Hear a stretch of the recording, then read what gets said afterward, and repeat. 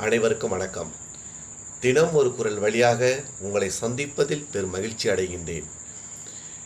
ஒரு மனைவி என்று சொல்லப்படக்கூடியவள், அவளிடம் இருக்கக்கூடிய பண்பு நலன்கள் என்ன என்பதை பற்றி தான் இந்த அதிகாரத்தின் வாயிலாக பார்க்க இருக்கின்றோம். அப்போ மனைவியினுடைய பண்பு நலன்கள் எது அப்படின்னு பார்ப்போமானால், தன் வீட்டில் இருக்கக்கூடிய அந்த முதியோர்களை கண்ணும் கருத்துமாக பார்த்து கொள்ளுதல், தன் வீட்டிற்கு வரக்கூடிய அந்த விருந்தினர்களை இன்முகத்துடன் வரவேற்கக்கூடியவள் இருப்பவள், அதனை போன்று அந்த குடும்பத்தை வழிநடத்தவளாக இருக்கக்கூடிய அந்த பெண்ணென்று சொல்லப்படக்கூடியவள் குடும்பத்திற்கு மங்களமாக காட்சியளிக்கின்றாள்.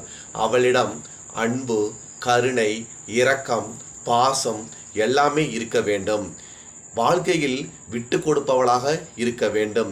இத்தகைய பண்பு நலன்களை பெற்றிருக்கக்கூடியவளதான் வள்ளுவ பெருந்தகை மங்களம் என்ப மனைமாட்சி, மற்றதன் நன்கலம் நன்மக்கள் பேறு என்பதனை அழகாக கூறி செல்கின்றார். அதாவது ஒரு குடும்பத்தில் இருக்கக்கூடிய அந்த மனைவி என்று சொல்லப்படக்கூடிய ஒரு பண்பு நலன்தான் அந்த குடும்பத்தின் மங்களமாக இருக்கின்றது.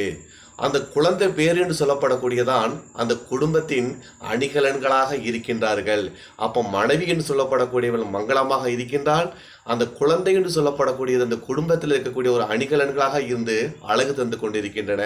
அப்போ வாழ்க்கையில் இந்த மனைவி என்று சொல்லப்படக்கூடியவள் அனைத்து பண்பு நலன்களையும் ஒருங்கே பெற்றிருக்கக்கூடியவளாக இருக்க வேண்டும். இத்தகைய ஒருங்கே பெற்றிருக்கக்கூடிய இந்த பண்பு நலன்கள் அவளிடம் காணப்பட்டால் அந்த குடும்பத்துக்கு அவள்தான் மங்களமாக காட்சி அளிக்கின்றாள் என்பதனை வள்ளுவர் கோரி செல்கின்றார். மேலும் வேறொரு அதிகாரத்தின் வழியாக சந்திப்போம். நன்றி, வணக்கம்.